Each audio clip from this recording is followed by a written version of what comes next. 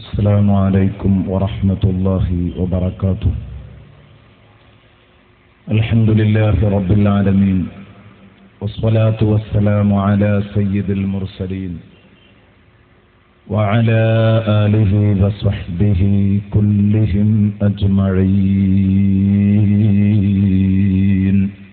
أما بعد، أعوذ بالله من الشيطان الرجيم. بسم الله الرحمن الرحيم. وامتازوا اليوم أيها المجرمون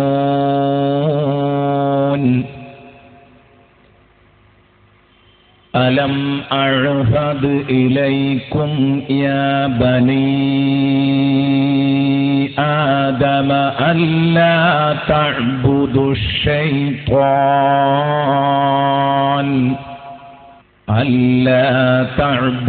الشيطان إنه لكم عدو مبين وأن اعبدوني هذا صراط مستقيم. ولقد أضل منكم جبلا كثيرا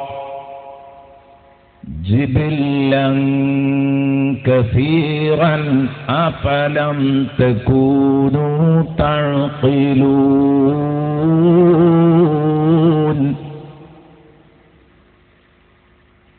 هذه جهنم التي كنتم توعدون اصلوها اليوم بما كنتم تكفرون. اليوم نختم على أفواههم وتكلمنا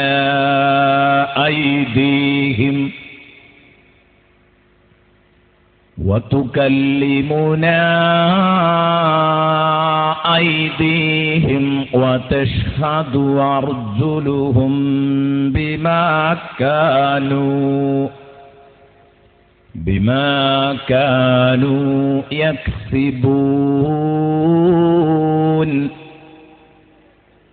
ولو نشاء لطمسنا على أعينهم فاستبقوا الصراط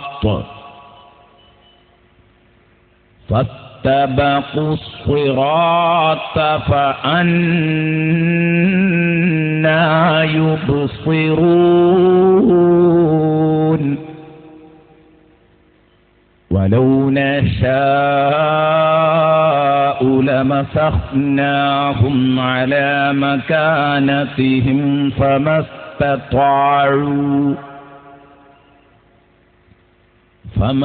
استطاعوا مضيا ولا يرجعون. ومن نعمره ننكسه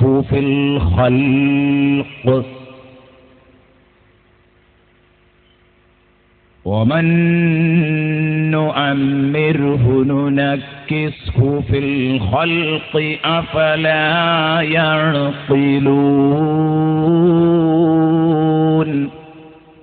صدق الله مولانا العظيم، وصدق وبلغ رسوله النبي الكريم، ونحن على ذلك من الشاهدين الشاكرين، والحمد لله رب العالمين. لعل رحمة ربي حين يقسمها تأتي على حسب العصيان في القسم مولاي صل وسلم دائما أبدا على حبيبك خير الخلق كلهم. പ്രിയപ്പെട്ട സഹോദരന്മാരെ, ഈ സദസ്സിൽ 9 ദിവസമായി ഒത്തുകൂടുന്ന ആലിമീങ്ങൾ, മുതഅല്ലിമീങ്ങൾ, എൻ്റെ പ്രിയപ്പെട്ട ഉമ്മപെങ്ങന്മാർ, ബഹുമുഖ തലങ്ങളിൽ പ്രവർത്തിച്ചുകൊണ്ടിരിക്കുന്ന സുഹൃത്തുക്കൾ, അല്ലാഹു റബ്ബുൽ ഇസ്സത്ത് നമ്മുടെ ഈ വേദി പൊരുത്തപ്പെട്ട ഒരു വേദിയാക്കി തന്ന് നാളെ അവൻ്റെ ജന്നാത്തുൽ ഫിർദൗസിൽ കടക്കാനുള്ള കാരണമാക്കി തരട്ടെ, ആമീൻ എന്ന് ദുആ ചെയ്യുകയാണ്. നീറുന്ന പ്രശ്നങ്ങൾ പറഞ്ഞ് ഒരുപാട് ആളുകൾ ദുആ ചെയ്യാൻ പറഞ്ഞിട്ടുണ്ട്. ഞാൻ എന്നും പറയാറുള്ളതുപോലെ വിഷയസംബന്ധമായ ചർച്ച നമ്മുടെ മുമ്പിൽ ബഹ്റ് പോലെ പരന്നു കിടക്കുന്നതുകൊണ്ട് ഓരോന്നോരോന്ന് എടുത്തു പറയാൻ പ്രയാസമാണെന്ന് നിങ്ങൾക്കറിയാം. എന്നാലും നീണ്ട ഒരുപാട് ആവശ്യങ്ങൾ കുറിച്ച് ഇങ്ങോട്ട് കൊടുത്തയച്ച എഴുത്തുകൾ മുഴുവനും വായിച്ചു. സ്വർണ്ണാഭരണങ്ങളും പണങ്ങളുമൊക്കെ സംഭാവന നൽകിയിട്ട് രോഗം മാറാൻ വേണ്ടി ദുആ ചെയ്യാൻ പറഞ്ഞവരുണ്ട്. എല്ലാ ആവശ്യങ്ങൾക്കും പുറമെ ഏറ്റവും പ്രധാനമായി ആഖിറം സലാമത്താവണം എന്ന് പറഞ്ഞ ദുആഴും നല്ല ഒരു ശതമാനം കുറിപ്പിൽ നമുക്ക് കാണാൻ കഴിയുന്നത് അങ്ങനെയാണ്. തീർച്ചയായും ഭൗതിക പ്രശ്നങ്ങളെല്ലാം നമുക്ക് പരിഹരിക്കപ്പെടണമെങ്കിലും അതിൻ്റെ മുമ്പ് നമുക്ക് പരിഹൃതമാവേണ്ടത് പരലോകമാണ്. അല്ലാഹു റബ്ബുൽ ഇസ്സത്ത് നമ്മുടെ പരലോകം, എല്ലാവരുടെയും പരലോകം അല്ലാഹു സലാമത്താക്കി തരട്ടെ. ഈമാൻ സലാമത്തായി മരിക്കണമെന്ന് പറഞ്ഞ് കരഞ്ഞ് ദുആ കൊണ്ട് വസിയ്യത്ത് ചെയ്ത ധാരാളം ആളുകൾ ഇന്നും ഇന്നലെയും ഉണ്ട്. ഈ 10 ദിവസത്തെ പ്രഭാഷണം കേട്ടപ്പോൾ പലപ്പോഴായി കയറി വന്ന മുത്തുനബി സല്ലല്ലാഹു അലൈഹി വസല്ലമ തങ്ങൾ ആ പരാമർശങ്ങൾ കേട്ടപ്പോൾ നമുക്കത് ഭംഗിയായി പറയാൻ കഴിഞ്ഞിട്ടില്ല. ആ മുത്തുനബിയുടെ ചാരത്തൊന്ന് ചെന്നു നിൽക്കാനുള്ള സൗഭാഗ്യം കിട്ടാൻ വേണ്ടി ദുആ ചെയ്യാൻ പറഞ്ഞവരുണ്ട്. മരിക്കുമ്പോൾ മദീനയിൽ നിന്ന് മരിക്കലാണ് എനിക്ക് ഏറ്റവും താല്പര്യമെന്ന് പറഞ്ഞ് ഏൽപ്പിച്ചവരുണ്ട്. റഹ്മാനായ റബ്ബേ, ഞങ്ങൾക്കൊക്കെ മുത്തുനബിയോടുള്ള മഹബത്ത് നീ വർദ്ധിപ്പിച്ചു തരണേ അല്ലാഹ്. ആ ഹബീബിനോടുള്ള മഹബത്ത് ഞങ്ങൾക്ക് നീ വർദ്ധിപ്പിച്ചു തരണേ അല്ലാഹ്. ഞങ്ങളുടെ ബാധ്യതകളെല്ലാം തീർത്ത് അത്തരം ഒരു നല്ല സ്ഥലങ്ങളിൽ, പുണ്യഭൂമികളിൽ എവിടെയെങ്കിലും വെച്ച്, അത് മുത്തുനബിയുടെ ചാരത്താണെങ്കിൽ വളരെ അനുഗ്രഹീതരായി ഞങ്ങൾ റഹ്മാനായ റബ്ബേ നല്ല ഒരു സാഹചര്യത്തിൽ, നല്ല ഒരു സ്ഥലത്ത് നല്ലതുമായി ബന്ധപ്പെട്ടുകൊണ്ടിരിക്കുമ്പോൾ ഞങ്ങളെ നീ മരിപ്പിക്കണേ റഹ്മാനെ എന്ന് ദുആ ചെയ്തുകൊണ്ട് എല്ലാ ആളുകളും അവരവരുടെ മുറാദുകൾ മനസ്സിൽ വെക്കുക. ഇൻഷാ അല്ലാഹ് നമുക്ക് അവസാനം ദുആ ചെയ്യാം. ആരൊക്കെ എന്തൊക്കെ വിഷയങ്ങൾ പറഞ്ഞോ ഓരോരുത്തരും അത് മനസ്സിൽ വെക്കണം. ഞാനുമായി ബന്ധമുള്ള, പരിചയമുള്ള, നമ്മുടെ തൊട്ടടുത്ത പ്രദേശത്തുള്ള ഒരു സഹോദരൻ, അദ്ദേഹം ദുആ ചെയ്യാൻ വേണ്ടി പറഞ്ഞിട്ടുണ്ട്. അദ്ദേഹത്തിൻ്റെ കുഞ്ഞിൻ്റെ കാര്യം പറഞ്ഞ് പ്രത്യേകം ദുആ ചെയ്യാൻ പറഞ്ഞിട്ടുണ്ട്. റഹ്മാനായ റബ്ബേ, ആ കുഞ്ഞിന് നീ ശേഷി നൽകണേ റഹ്മാനെ. റഹ്മാനായ റബ്ബേ, മന്ദബുദ്ധിയുള്ള കുട്ടികളുടെ ബുദ്ധി നീ നേരെയാക്കി കൊടുക്കണം റഹ്മാനെ. ശേഷിയില്ലാത്ത മക്കൾക്ക് നീ ശേഷി നൽകണം റഹ്മാനെ. എന്തെല്ലാം രോഗങ്ങളുണ്ട് നിനക്കറിയാം പടച്ചവനെ, പലതരത്തിൽ വിഷമിക്കുന്നവരുണ്ട്. റഹ്മാനായ റബ്ബേ, നീ സുഖപ്പെടുത്തി കൊടുക്കണേ റഹ്മാനെ. 15 ദിവസമായി എൻ്റെ പെങ്ങൾ പ്രസവിച്ചിട്ട് കുഞ്ഞ് കരഞ്ഞിട്ടില്ലെന്ന് പറഞ്ഞ് പ്രത്യേകം ദുആ ചെയ്യാൻ വേണ്ടി ഇന്നലെ ഒരു സഹോദരൻ വന്ന് ഏൽപ്പിച്ചു. തുടക്കത്തിൽ തന്നെ നമ്മൾ ഇവിടെ വെച്ച് ദുആ ചെയ്തിരുന്നു. ഞാൻ നേരത്തെ പറഞ്ഞതുപോലെ ഓരോന്നും എടുത്തു പറയാൻ സാധിക്കാറില്ല. ആ ചെറുപ്പക്കാരൻ വളരെ വിഷമത്തോടുകൂടിയാ പറഞ്ഞത്. അദ്ദേഹം പറഞ്ഞു, അൽഹംദുലില്ലാ, ഇന്ന് രാവിലെ കുട്ടി കുളിപ്പിച്ച സമയത്ത് കരഞ്ഞുവെന്ന്. റബ്ബേ, ഞങ്ങളുടെ മജ്ലിസ് നീ കബൂലാക്കണേ റഹ്മാനെ.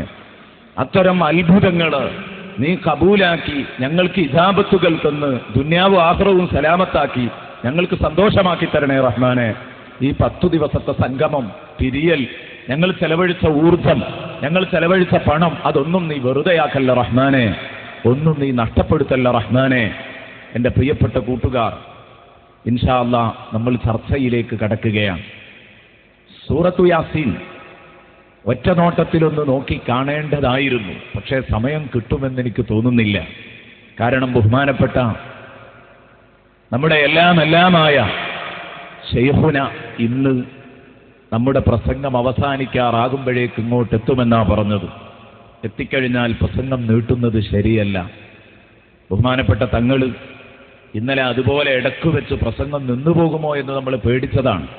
പക്ഷേ തങ്ങൾക്ക് ഇന്നലെ നല്ല ഒരു അന്തരീക്ഷമായതുകൊണ്ട് ഞാനും നിങ്ങളും ഒക്കെ രക്ഷപ്പെട്ടു. ആ കുരുത്തവും പൊരുത്തവും നമുക്ക് പൂർണ്ണമായി നേടാൻ കഴിഞ്ഞുവെന്ന് തന്നെ വിശ്വസിക്കുക. സദസ്സിനോടൊക്കെ എന്തൊന്നില്ലാത്ത നല്ല സ്നേഹത്തിട്ടുണ്ട്. അള്ളാഹുവേ, നീ കബൂലാക്കി തരണേ റഹ്മാനെ. സൂറത്തു യാസീൻ, ആ സൂറത്തു യാസീനിന്റെ ഏകദേശം അവസാന ഭാഗത്തേക്ക് നീങ്ങിക്കൊണ്ടിരിക്കുകയാണ്. ഇന്നലെ നാം ചർച്ച ചെയ്തത്, മിനിയാന്നൊരൽപ്പം ആയത്തുകൾ ബാക്കിയായതുകൊണ്ട് അത് കൂട്ടി ചർച്ച ചെയ്ത് ഇന്നലെ നാം ചർച്ച ചെയ്ത വിഷയം സ്വർഗം ആസ്വാദനങ്ങളുടെ നിറപ്പകിട്ട് എന്ന വിഷയമാണ്. അത് 4 കാര്യങ്ങളിൽ സ്വർഗീയ ചിത്രം ഒതുക്കി വെച്ചത് സൂറത്തു യാസീനിൽ നമുക്ക് പ്രകടമായത് ഇന്നലെ ഞാൻ പറഞ്ഞു. സ്വർഗാവകാശികൾക്ക് ബോറടിപ്പില്ല. സമാധാനത്തിന് ഇണയുടെ സാന്നിധ്യമുണ്ട്. ഇണകളുടെ സാന്നിധ്യം അവർക്ക് സമാധാനത്തിന് വേണ്ടി അള്ളാഹു നൽകുന്നുണ്ട്. മാത്രമല്ല, കഴിക്കാം പഴങ്ങളും എന്നല്ല എന്തെല്ലാം ആവശ്യപ്പെടുന്നോ ആ ആവശ്യപ്പെടുന്ന സൗകര്യങ്ങളെല്ലാം അവർക്ക് ലഭ്യമാണ്. ഇനി ഒന്നും പറയേണ്ടതില്ല. ചോദിക്കുന്നതും ആവശ്യപ്പെടുന്നതും താല്പര്യപ്പെടുന്നതും എല്ലാം കിട്ടും. ലഹും ഫീഹാ ഫാകിഹത്തുൻ വലഹും മാ യദ്ദഊൻ. പിന്നെ ആകെ വേണ്ടത് സമാധാനമാണ്. ആ സമാധാനം അവിടെ പൂർണ്ണമാണ്. ഈ സ്വർഗത്തിൽ എല്ലാ സുഖങ്ങളുമുണ്ട്. പക്ഷേ എന്നെങ്കിലും എനിക്ക് ഈ സുഖം നഷ്ടപ്പെടുമോ എന്ന് ഭൂമി ലോകത്ത് സകലമാന സുഖങ്ങളും അനുഭവിക്കുന്ന ഒരാൾ എപ്പോഴും ഭയക്കുന്നത് പോലെ ഒരു സ്വർഗാവകാശിക്ക് ഭയക്കാനുണ്ടോ? ഇല്ല. അയാൾക്ക് സന്തോഷത്തിൽ കഴിഞ്ഞുകൂടാം. സലാമുൻ ഖൗലം മിർ റബ്ബിർ റഹീം. ആ സൗകര്യങ്ങൾ അയാൾക്ക് നഷ്ടപ്പെടില്ല. അല്ലെങ്കിൽ സൗകര്യങ്ങളെ തൊട്ട് അയാൾ നഷ്ടപ്പെട്ടു പോകില്ല. അയാൾ സൗകര്യങ്ങളെ തൊട്ടകലുകയോ സൗകര്യങ്ങൾ അദ്ദേഹത്തെ തൊട്ടകലുകയോ ഇല്ല. ഇന്നലെ നമ്മൾ ചർച്ച ചെയ്ത വിഷയമാണ്.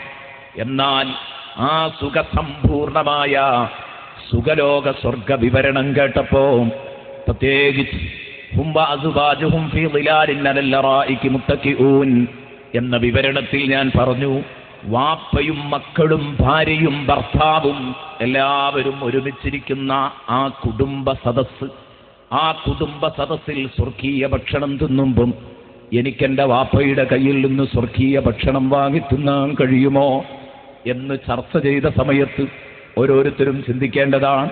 സുബഹിക്ക് എഴുന്നേറ്റ് നിസ്കരിക്കുമ്പോൾ എൻ്റെ കുഞ്ഞിനെ വിളിച്ചുണർത്തിയില്ലെങ്കിൽ എനിക്ക് ആ ഭാഗ്യം കിട്ടുമോ നാളെ എൻ്റെ കുട്ടിയുടെ കൂടെ സ്വർഗത്തിലിരിക്കാൻ? ഭാര്യ കുളിച്ച് നിസ്കരിക്കുമ്പോൾ ഞാൻ രാവിലെ കുളിച്ചില്ലെങ്കിൽ എനിക്ക് ആ ഭാര്യയോടൊപ്പം സംഗമിക്കാൻ കഴിയോ?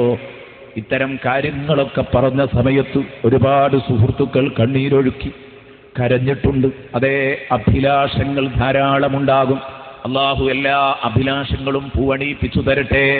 റബ്ബേ, നാളെ പരലോകത്ത് ഞങ്ങൾക്ക് നീ ആ സുഖലോക സ്വർഗം ആസ്വദിക്കാൻ, മനസ്സ് നിറഞ്ഞ് ആസ്വദിക്കാൻ ഞങ്ങൾക്ക് നീ അവസരം നൽകണേ റഹ്മാനേ. ചുരുക്കത്തിൽ സുഖലോക സ്വർഗം ആഗ്രഹിക്കാത്തവരാരുമില്ല.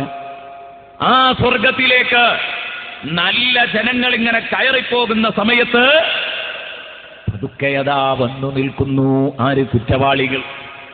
ഇന്ന് നമ്മൾ കടക്കാൻ പോകുന്നത് ആ കുറ്റവാളികളെ കുറിച്ചുള്ള ചർച്ചയിലേക്കാണ്.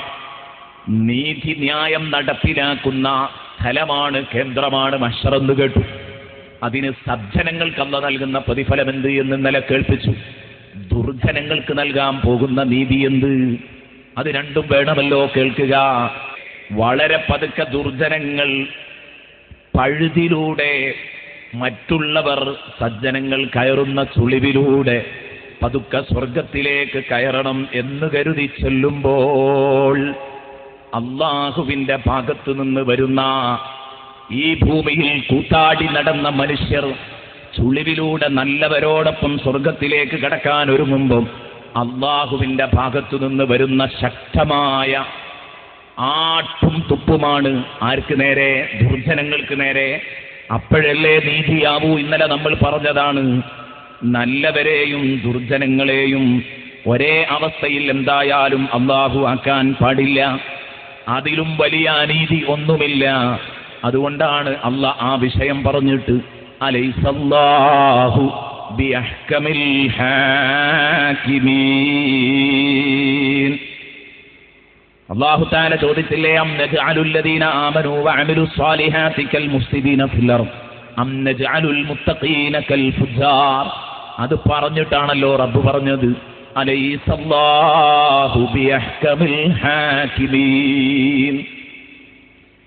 നമ്മൾ കുറെ ആളുകള് ഈ പ്രതിഫലമൊക്കെ കിട്ടും, ഈ പറഞ്ഞ സുവിശേഷങ്ങളും താക്കീതുമൊക്കെ വിശ്വസിച്ചുകൊണ്ട് ആ സ്വർഗം കിട്ടാൻ, ആ നരകത്തിൽ നിന്ന് രക്ഷപ്പെടാൻ വേണ്ടി നിസ്കരിക്കുകയും നോമ്പ് നോൽക്കുകയും ഖുർആൻ ഓതുകയും അതുപോലെ തന്നെ നമ്മളിവിടെ പരാമർശിച്ചതുപോലെ, കഴിഞ്ഞ ദിവസങ്ങളിൽ പരാമർശിച്ചതുപോലെ സ്വർണമോതിരം ഒഴിവാക്കുകയും ഹലാലായ ഭക്ഷണം മാത്രം കഴിച്ച് ജീവിക്കുകയും പാൻസിന്റെ നീളം കുറയ്ക്കുകയും ഇങ്ങനെയൊക്കെ ചെയ്ത് ജീവിച്ചപ്പോൾ ഒരു വിഭാഗം എന്തൊരു വിഡ്ഢിയാണിവൻ, പോയത്തക്കാരൻ തന്നെ, നേരം വെളുക്കാത്തവൻ തന്നെ എന്ന് പറഞ്ഞ് സാന്തോതിയായി ജീവിച്ചാൽ അവനെയും നമ്മളെയും ഒരു കണ്ണുകൊണ്ട് കാണാൻ പാടില്ല.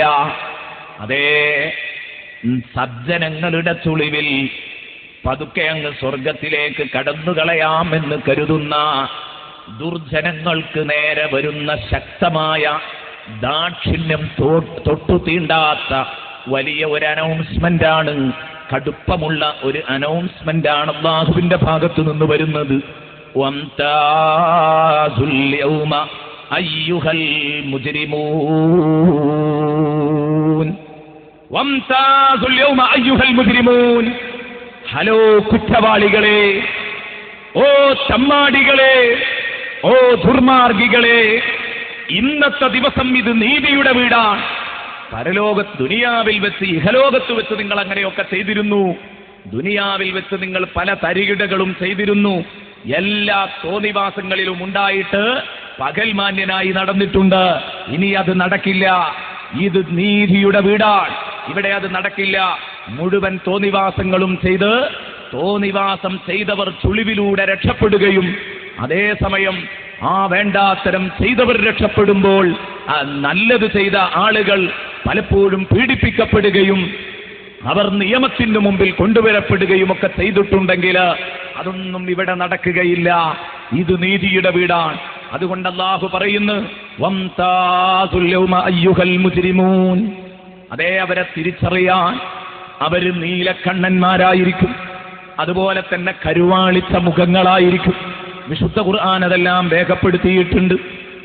എന്നിട്ട് അവരുടെ അടയാളങ്ങൾ കണ്ട് അവരെ തിരിച്ചറിഞ്ഞിട്ട് അല്ലാഹു പറയുകയാണ് വംതാസുൽ യൗമ, ഇന്നു നിങ്ങൾ വേറിട്ടു വേറിട്ടു വേറിട്ടു നിൽക്കണം. അയ്യുഹൽ മുജ്രിമൂൻ, ഓ കുറ്റവാളികളെ, ഓ കുറ്റവാളികളെ മാറി നിൽക്കങ്ങ. എന്റെ മുഅ്മിനീങ്ങളുടെ കൂടെ സ്വർഗത്തിലേക്ക് ചുളിവിൽ കയറാൻ നോക്കണ്ട, മാറി നിൽക്ക.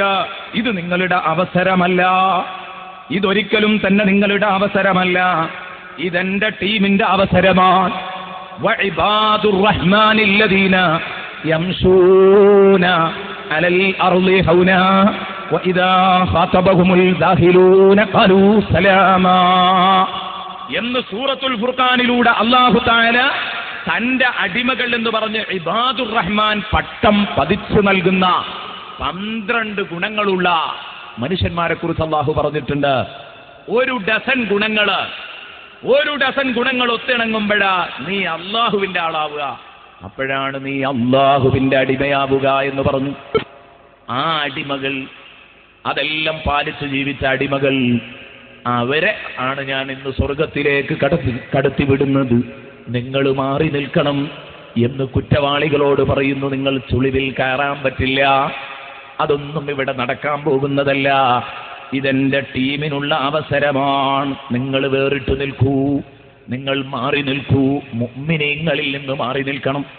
അങ്ങനെ മുഅ്മിനീങ്ങളിൽ നിന്ന് ആട്ടിയോടിച്ച സമയത്ത്, ആട്ടിയോടിക്കാൻ പല കാരണങ്ങളുമുണ്ട്. ബഹുമാനപ്പെട്ട മുഫസ്സിറുകൾ ഈ ആയത്ത് വിശദീകരിച്ചിട്ട് പറയുന്നു, ജ്യേഷ്ഠൻ സ്വർഗത്തിലേക്ക് കടന്നു പോവുകയാണ്. അപ്പോൾ ഇവൻ ജ്യേഷ്ഠന്റെ പിന്നാലെ പോവുകയാണ്. ഇക്കാക്ക ഞാനും വരുന്നു. അല്ലാഹ് പറയുന്നു, പറ്റൂല മോനെ, വംതാസുൽ യൗമ അയ്യുഹൽ മുജ്രിമൂൻ. പടച്ചവനെ, ഞാനും അവനൊക്കെ ഒരൊറ്റ സംഘടനയിലായിരുന്നില്ലേ പ്രവർത്തിച്ചിരുന്നത്? അവനതാ കയറിപ്പോകുന്നു, എനിക്ക് അവസരമില്ലേ? ഇല്ല, മാറി നിൽക്ക്. അവൻ സുബഹി ഖളാ ആക്കാതെ നിസ്കരിച്ചവനാണ്. നിന്റെ അടുത്ത് പലപ്പോഴും അപാകതകൾ വന്നു പോയിട്ടുണ്ട്. നീ സുബഹിക്ക് പലപ്പോഴും കിടന്നുറങ്ങിയവനല്ലേ? അതേ, നീയും അവനും ജ്യേഷ്ഠനും അനുജനുമാണെന്ന് പറഞ്ഞിട്ട് കാര്യമില്ല. അവൻ ശരിക്കെന്നെ വിശ്വസിച്ചവനാണ്. മാതാപിതാക്കളുടെ അതേ ലെവലിൽ തന്നെ ഈമാനോടുകൂടെ നിലകൊണ്ടയാളാണ്. അതേസമയം നീ മുസ്ലിം മാതാപിതാക്കൾക്ക് പറഞ്ഞിട്ട് പിന്നെ നീ ഒരു യഥാർത്ഥ നാസ്തികനാവുകയല്ലേ ചെയ്തത്? നിരീശ്വരവാദിയായി മാറുകയല്ലേ നീ ചെയ്തത്? നോക്ക്, നിങ്ങൾ എത്ര മുസ്ലിം പേരുള്ള എഴുത്തുകാരും സാഹിത്യകാരന്മാരുമൊക്കെയുണ്ട്. ഞാൻ ആരെയും പേരെടുത്ത് പറയാൻ ഉദ്ദേശിക്കുന്നില്ല. കാരണം പേരെടുത്ത് പറയാൻ ഉദ്ദേശിക്കുന്നില്ല, പലർക്കും പേര് പറയാൻ തന്നെ നാണമായതുകൊണ്ടാണ്. ഞാനൊരു മുസ്ലിമായി പോയല്ലോ എന്നതിൻ്റെ പേരിൽ ലജ്ജിക്കുന്ന മുസ്ലിം എഴുത്തുകാരുണ്ട്. അതുകൊണ്ട് പേര് പറയാൻ ലജ്ജിക്കുന്നത് കൊണ്ടാണ് പല ആളുകളും അവരുടെ തൂലികാനാമങ്ങൾ ഉപയോഗിക്കുന്നത് ഫുൾ നാമങ്ങളല്ല, വളരെ ചെറിയ നാമങ്ങൾ മാത്രം, ഷോർട്ട് ഫോമുകൾ ഉപയോഗിച്ചിട്ട് അതാ നാടിൻ്റെ പേര് കൊടുത്ത ആ നാട്ടിൻ്റെ പേരിൽ അവർ പ്രസിദ്ധരാവുകയാണ്. നിങ്ങൾ ആലോചിക്കണം. ഞാൻ പറയുന്നത് എൻ്റെ പ്രിയപ്പെട്ട സഹോദരന്മാർ ചിന്തിക്കണം. ജ്യേഷ്ഠൻ സ്വർഗത്തിലേക്ക് കടന്നു പോകുമ്പോൾ അനുജൻ പിന്നാലെ വരും. ഓ, അതെൻ്റെ ഇക്കാക്കയാണ്, അയാളും ഞാനും ഒക്കെ ഒരൊറ്റ ഉമ്മയുടെയും ഉപ്പയുടെയും മക്കളാണ്. ശരിയാണ്, അയാൾ മുവഹിദായിരുന്നു, തൗഹീദിൽ അടിയുറച്ച് വിശ്വസിച്ചയാളായിരുന്നു. നീ അതിൽപ്പെട്ടവനല്ലല്ലോ, പോ അവിടുന്ന് എന്ന് പറഞ്ഞ് ആട്ടിയോടിക്കുകയാണ്. നീ അള്ളാഹുവിനെ നിഷേധിച്ചവനല്ലേ? നീ സത്യനിഷേധിയുടെ കൂടെയല്ലേ നിന്നത്? അതുകൊണ്ട് മാറി നിൽക്കടോ എന്ന് പറഞ്ഞ് ആട്ടിവിടും. അതേ സമയത്ത് മറ്റൊരു വിഭാഗം അതാ കയറിപ്പോകുന്നു. പെങ്ങന്മാര് കയറിപ്പോവുകയാണ്, ജ്യേഷ്ഠന്മാര് കയറിപ്പോവുകയാണ്. അപ്പോഴാണ് അനുജൻ വരുന്നത്. ഞാനുമുണ്ട് ഇക്കാക്കമാരെ, ഞാനുമുണ്ട് ഇത്താത്തമാരെ എന്ന് പറഞ്ഞ് കയറി വരുമ്പോ അല്ലാഹു തആല പറയുന്നു, വംതാസുൽ യൗമ അയ്യുഹൽ മുജ്രിമൂൻ. ഓ കുറ്റവാളികളെ, നിങ്ങൾ മാറി നിൽക്കണം. നിങ്ങൾ മുത്തുനബിയെ തെറി പറഞ്ഞിരുന്നവരല്ലേ? ഹബീബായ നബി തങ്ങൾ തെറ്റു ചെയ്യുമെന്ന് പറഞ്ഞിരുന്നവരല്ലേ? മുത്തുനബിയുടെ മാതാപിതാക്കളെ ഇകഴ്ത്തി സംസാരിച്ചവരല്ലേ? അതിനുവേണ്ടി ലേഖനങ്ങൾ എഴുതിയവരല്ലേ? നീ മാറി നിൽക്കടോ, നിന്റെ അവസരം വരുന്നുണ്ട്, വിചാരണ വരുന്നുണ്ട്. ഇപ്പോൾ നിനക്ക് വരാൻ സമയമായിട്ടില്ല.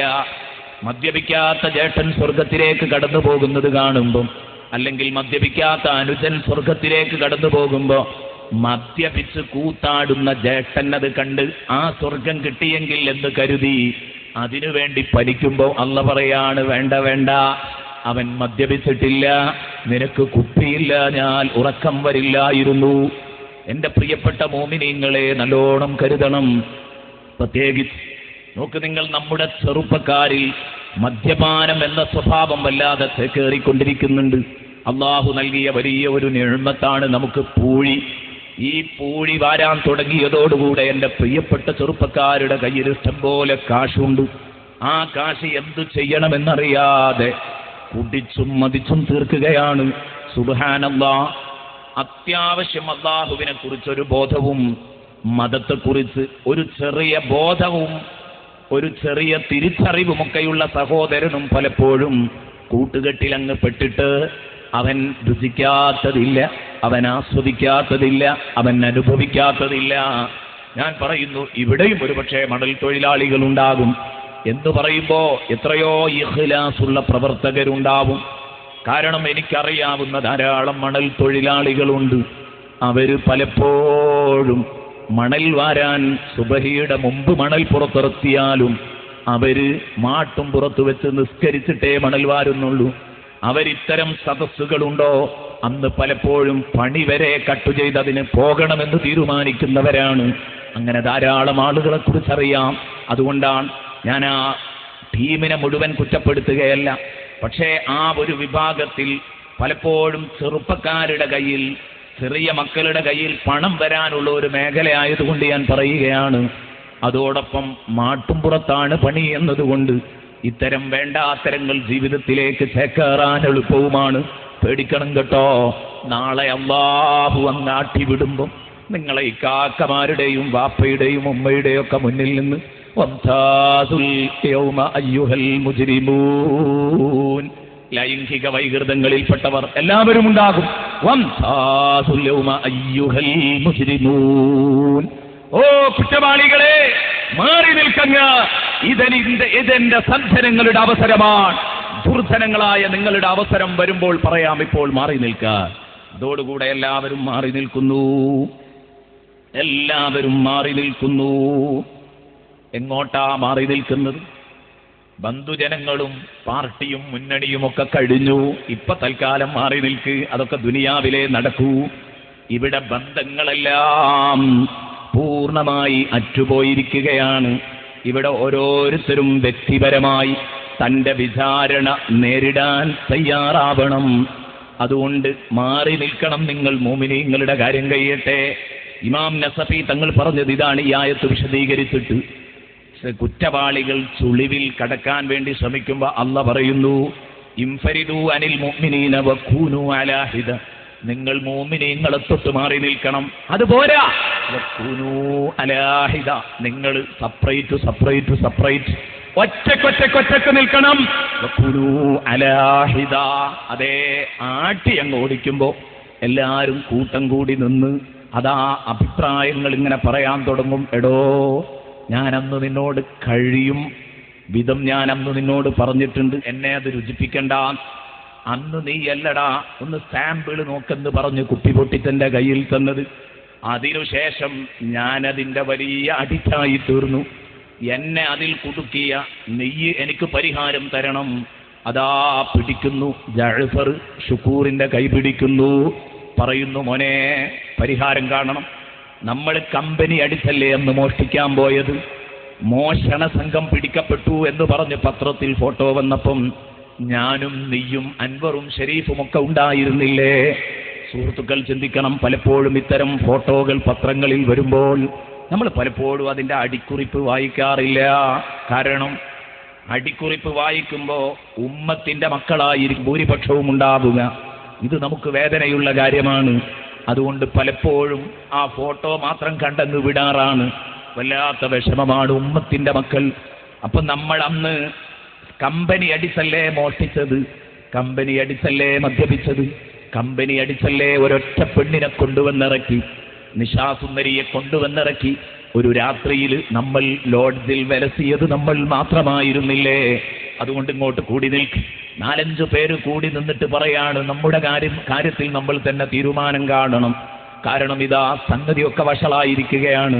ദുനിയാവിൽ നിന്ന് കേട്ടിരുന്നു ഇതൊക്കെ, പക്ഷേ അന്ന് തലക്ക് പിടിച്ചില്ല. അന്ന് നമുക്കതൊന്നും തോന്നിയില്ല. അങ്ങനെയൊക്കെ സംഭവിക്കോ? ഇതൊക്കെ വെറുതെ മൊയിലിയാക്കന്മാരെന്തോ പറയാണെന്നല്ലേ അന്ന് നമുക്ക് തോന്നിയത്. അത് അവരുടെ പള്ള പ്രശ്നമാണെന്നല്ലേ അന്ന് നമ്മൾ പറഞ്ഞത്. അതൊക്കെ ഏതോ അന്ധവിശ്വാസങ്ങളാണെന്നല്ലേ പറഞ്ഞത്. എടാ, സത്യമാണ് നടന്നിരിക്കുന്നു. ഇന്നലെ പറഞ്ഞല്ലോ, അത് എഴുന്നേൽക്കുന്നതോടുകൂടെ തന്നെ തീരുമാനമായി. യാ വൈലനാ മൻ ബഅസനാ മിൻ മർഖദിനാ ഹദാ മാ ബഅദർ റഹ്മാനു വസദഖൽ മുർസലൂൻ. എന്നിട്ട് പതുക്കെ ചുളിവിൽ രക്ഷപ്പെടാൻ കഴിയോ? ദുനിയാവിൽ അങ്ങനെയാ. തെറ്റു ചെയ്തവർ പലപ്പോഴും ചുളിവിലൂടെ രക്ഷപ്പെടാറുണ്ട്, ശിക്ഷ അനുഭവിക്കാതെ രക്ഷപ്പെടാറുണ്ട് എന്നല്ല, ഭൂരിഭാഗവും അങ്ങനെ രക്ഷപ്പെടാറാണ്. അതുകൊണ്ട് തന്നെ ഇവിടെയും അത് നടക്കുമെന്ന് കരുതിയിട്ടാ പതുക്കെ നൂണ്ടു കയറാൻ വേണ്ടി ശ്രമിച്ചത്. അപ്പോഴാണ് ആട്ടിയോടിച്ചു വിട്ടത്. മലാക്കമാര് നന്നായി അടിക്കും. ഓടിയിട്ട് ഇവർ കൂട്ടം കൂടി ഇങ്ങനെ നിന്ന്. അതുകൊണ്ട് അന്ന് പിടിക്കപ്പെടുന്നതിൻ്റെ മുമ്പ് നമ്മളന്ന് കൂടിയിരുന്ന് ചിന്തിച്ചില്ലേ എങ്ങനെ ഇതിൽ നിന്ന് രക്ഷപ്പെടണമെന്ന്. നമ്മളാണെന്ന് തെളിഞ്ഞു എന്ന് പറഞ്ഞതോടുകൂടെ നമ്മൾ ഒളിച്ചു. അന്ന് നമ്മൾ ഒറ്റക്ക് നിന്ന് കുറെ ആലോചിച്ചില്ലേ പിടിക്കപ്പെട്ടാൽ എന്തൊക്കെ ചെയ്യണമെന്ന്. ഇന്നിവിടെ വലിയ ഒരു കോടതിയിലാണ് നമ്മൾ പെട്ടിരിക്കുന്നത്. രക്ഷപ്പെടുമോ എന്നറിയില്ല. എന്നാലും ഒന്ന് ചർച്ച ചെയ്യാം, എങ്ങനെയൊക്കെ ഇതിനെ അഭിമുഖീകരിക്കണം, പ്രശ്നങ്ങളെ എങ്ങനെയൊക്കെ ഹാൻഡിൽ ചെയ്യണം എന്ന് നമ്മൾ ഇന്ന് എങ്ങനെ കൈകാര്യം ചെയ്യണം എന്ന കാര്യം ഒന്ന് ചെറിയ രൂപത്തിൽ തീരുമാനിക്കുകയല്ലേ എന്ന് ഒരു ചെറിയ സംഘം ഇങ്ങനെ കൂടി തീരുമാനിക്കുമ്പോ അതാ മലാക്കമാര് അവരുടെ സദസ്സിൽ പൊട്ടിവീണ് നല്ല രൂപത്തിൽ ലാത്തി വീശിയിട്ട് മലാക്കമാര് വീണ്ടും പറയുന്നു, വംസാസുൽ യൗമ അയ്യുഹൽ മുജ്രിമൂൻ. വിശ്വാസികൾ കയറുന്നിടത്തേക്ക് തള്ളി വരണ്ട, മാറി നിന്നോ എന്ന് പറഞ്ഞപ്പോൾ ഒരു ഭാഗത്തേക്ക് മാറി നിന്നു. ഓരോരുത്തരും അവനവന്റെ കമ്പനിനെ പിടിച്ചിട്ട് രക്ഷപ്പെടാൻ മാർഗമുണ്ടോ എന്ന് ആരായുമ്പോ രണ്ടാമത്തെ വരവ് മലക്കുകൾ വന്നിട്ട് വീണ്ടും പറയുന്നു. ഈ സംഭവങ്ങളൊക്കെ ഹദീസ് ഗ്രന്ഥങ്ങൾ നമുക്ക് വിശദീകരിച്ച് ഹദീസുകളിൽ നമ്മെ പഠിപ്പിക്കുന്നുണ്ട്. രണ്ടാമത് മലക്കുകൾ വന്നിട്ട് പറയാണ്, ഓ കുറ്റവാളികളെ, നിങ്ങളോടല്ലേ പറഞ്ഞത് മൂമിനീങ്ങളെ തൊട്ട് മാറി നിൽക്കാൻ മാത്രമല്ല, വിശ്വാസികളിൽ നിന്ന് മാറി നിൽക്കാൻ മാത്രമല്ല, നിങ്ങൾ ഒറ്റക്കൊറ്റക്ക് വേറിട്ട് നിൽക്കാൻ. അതാ നമ്മൾ പറഞ്ഞത്, സെപ്പറേറ്റ്. ഓരോരുത്തർ അവനവന്റെ കാര്യം നോക്ക്. സുബ്ഹാനല്ലാഹ്, ആ അടിയും അങ്ങ് പൊട്ടുമ്പം എല്ലാവരും ചിതറിയോടിയിട്ട് വിശാലമായ മഹ്ശറല്ലേ, ആ മഹ്ശറിൽ മേലോട്ട് ഇങ്ങനെ നോക്കിയിട്ട് നിൽക്കുന്ന ഒരു ഘട്ടമുണ്ടത്രേ. പഠിച്ചോനെ, ഇനി ഞാൻ എന്ത് തീരുമാനമെടുക്കും എന്റെ കാര്യത്തിൽ? ഒറ്റക്കാണൊരു കുട്ടി, അവിടെ പരിഹാരം പറഞ്ഞു തരാനില്ല. ഒരാളുണ്ടെങ്കിൽ പരിഹാരമായിട്ടല്ല, പരിഹാരം പറയാൻ കഴിഞ്ഞിട്ടല്ല, എന്നാലും കൂടി സംസാരിക്കുമ്പോഴൊരു സമാധാനമാണ്. നമ്മൾ മാത്രമാണ് ഒരു കേസിൽ കുടുങ്ങിയതെങ്കിൽ അത് വല്ലാത്ത ഒരു ടെൻഷനല്ലേ. വേറെ ഒരാളും കൂടെ ഉണ്ടെങ്കിൽ നമുക്കൊരു സമാധാനമാണ്. അവിടെയാണ് പറയുന്നത്, ഇങ്ങനെ വേറിട്ട് ഇങ്ങനെ മേലോട്ട് നോക്കിയിട്ട്, പഠിച്ചോനെ എന്തൊക്കെയാ വരാനുള്ളതെന്നറിയില്ല. അന്ന് ദുനിയാവിൽ നിന്ന് വയലു കേട്ടപ്പം നരകത്തിന്റെ ഗൗരവത്തെക്കുറിച്ച് കേട്ടിരുന്നു, സ്വർഗത്തിന്റെ ആസ്വാദനങ്ങളെക്കുറിച്ച് കേട്ടിരുന്നു. അതേതായാലും എനിക്കില്ല. എൻ്റെ ഉറ്റവരും ഉടയവരും എൻ്റെ പ്രസ്ഥാന ബന്ധുക്കളുമൊക്കെ കയറിപ്പോയി. ഞാനെന്നെൻ്റെ രഹസ്യ ജീവിതം നന്നാക്കാത്തതുകൊണ്ട്, രഹസ്യ ജീവിതവും പരസ്യ ജീവിതവും ഞാൻ സംസ്കരിച്ചെടുക്കാത്തതുകൊണ്ട് എനിക്ക് വന്ന ഒരു ദുരന്തം എന്ന് പറഞ്ഞിട്ട് പൊട്ടി അങ്ങനെ കരയാണ്. ആ കരച്ചിൽ ഇവിടെന്ന് കരയണം. നാളെ പരലോകത്ത് ചെന്ന് കരഞ്ഞിട്ട് കാര്യമല്ല. ഇവിടെ അല്ലാഹ് റഹ്മാനാണെങ്കിൽ പരലോകത്ത് അല്ലാഹ് റഹീമാണ്. അനുസരിച്ചവന്റെ കണ്ണീര് മാത്രമേ പടച്ച റബ്ബ് കാണൂ. അവിടെ അല്ലാഹുവിനെ അനുസരിക്കാത്തവരോട് അവരുടെ കണ്ണീരിൽ ഒരു സങ്കടവുമില്ല. സുബ്ഹാനല്ലാഹ്. എൻ്റെ പ്രിയപ്പെട്ട കൂട്ടുകാരെ, നിങ്ങളിൽ എത്ര പേര് ചിന്തിച്ചിട്ടുണ്ട്, ഈ ഇരിക്കുന്നവരിൽ പലർക്കും അറഫ മരുഭൂമിയിൽ നിൽക്കാനുള്ള ഭാഗ്യം കിട്ടിയവരുണ്ടാകും. ആ അറഫ മരുഭൂമി ഇതുപോലെ ഒഴിഞ്ഞു കിടക്കുന്ന ഭൂമിയാണല്ലോ. നടന്നാൽ എത്ര വിശാലമായി കിടക്കുന്നു. കൂട്ടമായി ദുആ കഴിഞ്ഞ്, സാദാത്തീങ്ങളുടെ ദുആ ഉണ്ടെങ്കിൽ അതിൽ പങ്കെടുത്ത്, ആലിമീങ്ങളുടെ ദുആ ഉണ്ടെങ്കിൽ അതിൽ പങ്കെടുത്ത്, അതൊക്കെ കഴിഞ്ഞിട്ട് ഓരോരുത്തർ അങ്ങകലെ ഒറ്റപ്പെട്ടു നിൽക്കാൻ പോകും. എന്തിന്? സ്വന്തം സങ്കടങ്ങൾ പടച്ചോനോടൊന്ന് പറയാൻ. അങ്ങനെ ഒറ്റപ്പെട്ടു നിന്ന് മേലോട്ട് നോക്കി റബ്ബിനോട് സങ്കടം പറയുമ്പോൾ, പടച്ചവനെ, ഇത് ഈ ഭൂമിയിലെ മഹ്ശറിലാ ഞാൻ നിൽക്കുന്നത്. ഇതുപോലെ പരന്നു കിടക്കുന്ന ഒരു മൈതാനത്തിൽ നാളെ എനിക്ക് സമ്മേളിക്കാനുണ്ട്. അന്ന് എന്നെ മാത്രം ആട്ടിയോടിക്കും. ആ സമയത്ത് ഇതുപോലെ മേലോട്ട് നോക്കി നിന്നോട് സങ്കടം പറയുമ്പോൾ, പടച്ചവനെ, ആ ദിവസത്തിന്റെ ഗൗരവം എത്രയാണ്. ആലോചിച്ച എത്ര കൂട്ടുകാരന്റെ സദസ്സിലുണ്ട്. അവസരം കിട്ടിയിട്ട് റഹ്മാനായ റബ്ബേ, നിന്റെ തിരുനബി ഞങ്ങളെ പഠിപ്പിച്ചതാണ്. അറഫയിൽ നിന്നൊരാൾ ദുആ ചെയ്തിട്ട് അയാൾക്ക് ഉത്തരം കിട്ടിയോ എന്ന് സംശയിക്കുന്നതിലേറെ വലിയ പാപം ഒന്നുമില്ല. ഒരു ഹദീസിൽ കാണാം, അറഫയിൽ വെച്ച് ദുആ ചെയ്തിട്ട് ഉത്തരം കിട്ടിയോ എന്ന് സംശയിക്കുന്നതിലേറെ വലിയ തെറ്റില്ല. ആ അറഫയിൽ നിൽക്കാൻ ഭാഗ്യം കിട്ടിയവർ നമ്മുടെ വേദികളിൽ ഈ വർഷം നിൽക്കാൻ ഭാഗ്യം കിട്ടിയവരുണ്ട്, സദസ്സിൽ ധാരാളമുണ്ട്. അതുപോലെ തന്നെ നമുക്കൊക്കെ പലർക്കും അത് കിട്ടിയവരാണ്.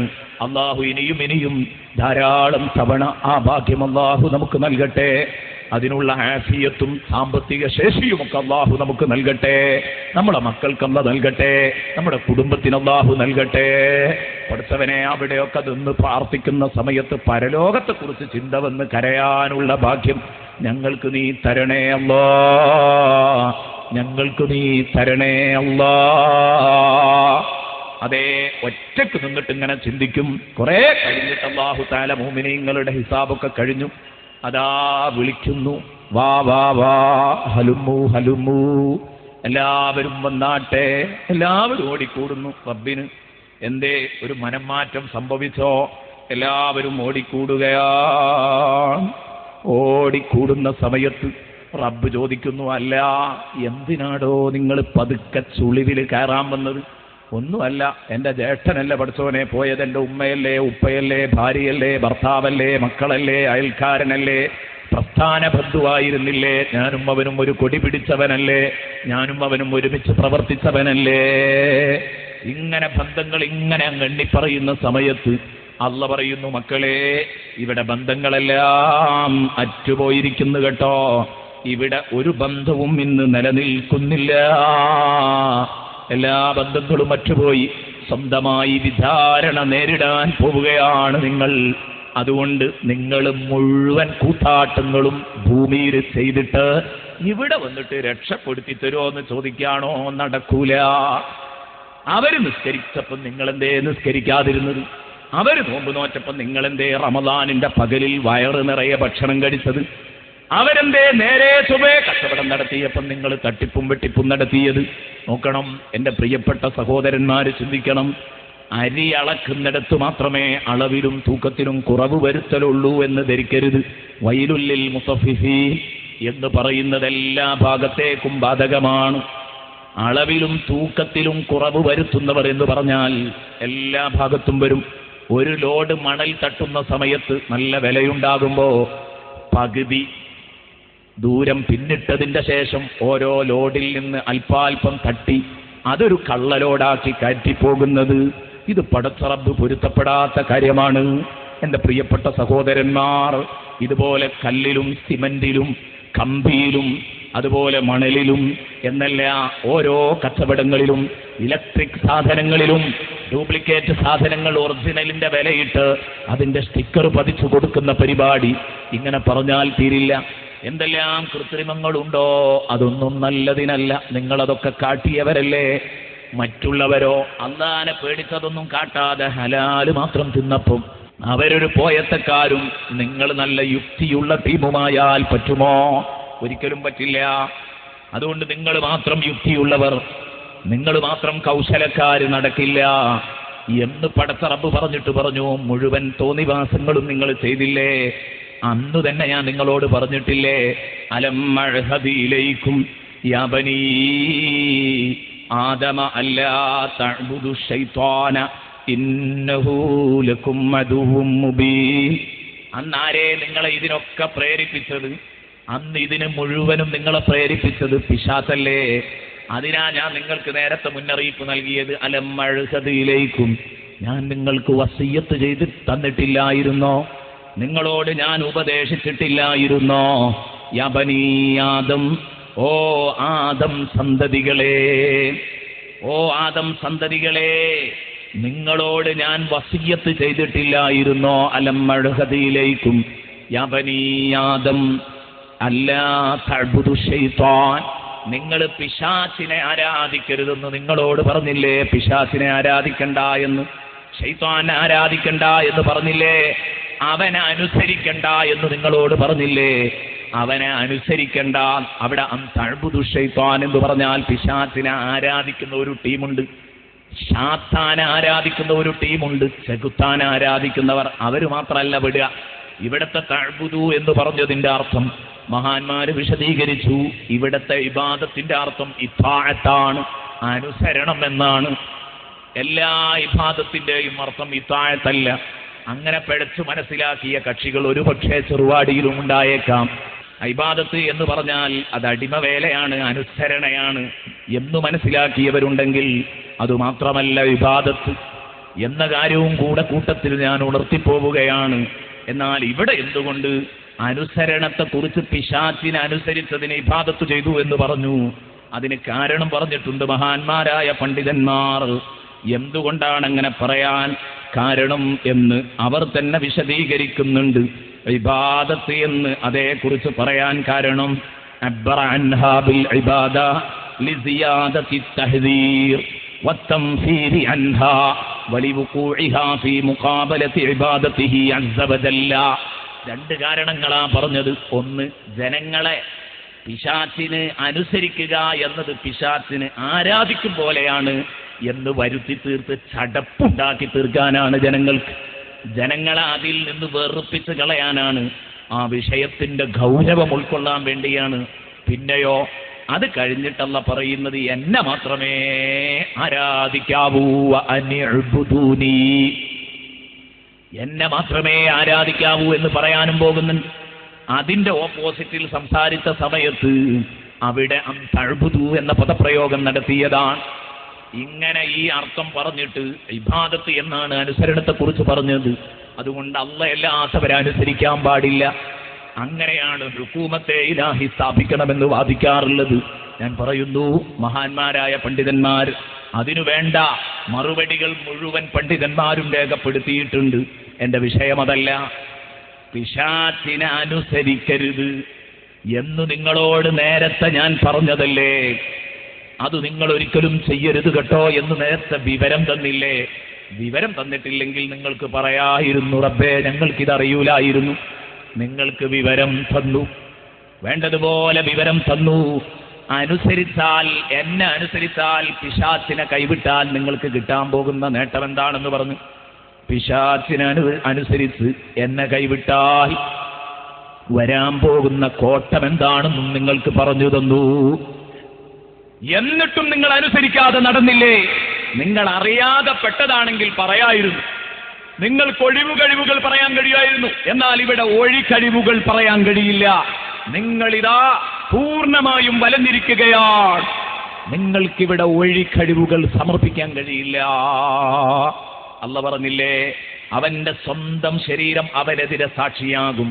വലൗവൽ ഖാമഅദീറ, അവൻ 18 അടവ് പയറ്റിയാലും ശരി.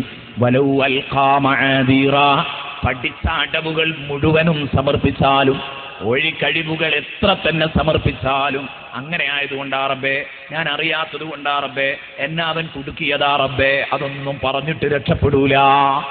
നിങ്ങൾക്ക് രക്ഷപ്പെടാൻ കഴിയില്ല. സൂറത്തുൽ ഖിയാമയിൽ അല്ലാഹു പറയുന്നുണ്ട്, വലൗ അൽഖാ മഅദീറ. അപ്പൊ അല്ലാഹുവിന്റെ മുമ്പിൽ ഒഴികഴിവുകൾ പറയുമെന്നതിന്റെ ഏറ്റവും വലിയ തെളിവാണത്. ഏതൊക്കെ കാരണങ്ങൾ അവർ ബോധിപ്പിച്ചാലും രക്ഷപ്പെടൂല എന്ന് പറഞ്ഞാൽ കാരണങ്ങൾ അങ്ങനെ ബോധിപ്പിക്കും. ആ കാരണങ്ങളായത് ഞാൻ ചെയ്തിട്ടില്ല പടച്ചോനെ, നീ വെറുതെ പറയാ പടച്ചോനെ, ഞാൻ അങ്ങനെയൊന്നും ചെയ്തിട്ടില്ല. അലമഹദിലേക്കും യാ ബനി ആദമല്ല തഅബ്ദു ശൈത്താൻ ഇന്നഹു ലക്കും അദുവ്വുൻ മുബീൻ. ആ പിശാച് നിങ്ങളുടെ വ്യക്തമായ ശത്രുവാണ്. ഇത് ഞാൻ നിങ്ങൾക്ക് പറഞ്ഞു തന്നിട്ടില്ലേ? വ്യക്തമായ ശത്രുവാണ്. അവന്റെ ശത്രുത നിങ്ങൾക്ക് പ്രകടമായതാണ്. മനുഷ്യവംശമായ നിങ്ങൾ മറന്നുപോയോ പിശാച് നിങ്ങളെ കുടുക്കാൻ വേണ്ടി ശ്രമിച്ചത്? അവന്റെ നിങ്ങളോടുള്ള ആ ശത്രുത നിങ്ങൾ എങ്ങനെയാണ് മറന്നുപോയത്? ഇന്നഹു ലക്കും അദുവ്വുൻ മുബീൻ. ഒരാൾ ഇരുട്ടത്ത് മറഞ്ഞു നിന്ന്, കൂരിരുട്ടിൽ മറഞ്ഞു നിന്ന് നിങ്ങൾക്ക് നേരെ ഒളിയമ്പുകൾ എയ്തെങ്കിൽ, ആ അമ്പ് നിങ്ങളുടെ ശരീരത്തിൽ തട്ടിയെങ്കിൽ നിങ്ങളെ കുറ്റം പറയാനില്ല. എന്തേടോ നിനക്കത് അതിൽ നിന്ന് ഓടി രക്ഷപ്പെട്ടുകൂടായിരുന്നോ? ഒരാൾ കല്ല് എറിഞ്ഞു, കൂരിരുട്ടിൽ മറഞ്ഞു നിന്ന് നിങ്ങളറിയാതെ കല്ലെറിഞ്ഞു, അത് കൃത്യമായി നിങ്ങളുടെ തലയിൽ വന്ന് വീണു. നിനക്കൊന്നങ്ങ് കൊടുത്തൂടായിരുന്നോ എന്ന് ചോദിക്കൂല. കാരണം ഈ ഏറെ ഇവൻ അറിയുന്നില്ല എന്നല്ല, സൗഹൃദം നടിച്ച് ഒപ്പം നിന്ന് തന്റെ പിന്നാലെ നിന്ന് സൗഹൃദം നടിച്ച് നടക്കുന്നതിനിടയിൽ പിന്നിൽ നിന്നങ്ങ് വെട്ടി പരിക്കേൽപ്പിച്ചാൽ എന്തേടോ നിനക്ക് പ്രതിരോധിച്ചുകൂടായിരുന്നോ? രക്ഷാമാർഗങ്ങളെക്കുറിച്ച് ആലോചിച്ചുകൂടായിരുന്നോ എന്ന് ചോദിക്കൂല. കാരണം അവൻ സൗഹൃദം നടിച്ച് വന്നതാ. അതേ സമയത്ത് അദുവ്വും മുബീനായ പിശാച് വന്നാൽ അവൻ വ്യക്തമായ ശത്രുവാണ്. ആ വ്യക്തമായ ശത്രു നിങ്ങളെ വലത്തിട്ട് നിങ്ങൾക്കറിയാമെന്ന് പിശാചിന്റെ കെണിയിലകപ്പെട്ട നിങ്ങൾ ഇത് ചെയ്യുന്നതെന്ന്, എന്നിട്ടും നിങ്ങൾ ചെയ്തില്ലേ? അല്ലാഹു ചോദിക്കുന്നു, ഇന്നഹു ലക്കും അദുവ്വും മുബീൻ.